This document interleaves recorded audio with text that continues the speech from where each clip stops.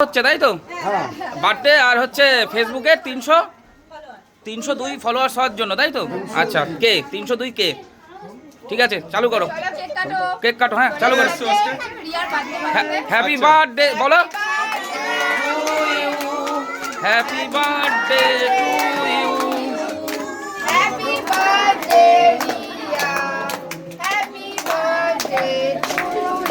আজকে দিবঙ্কর দাও ভিডিও করছে বাহ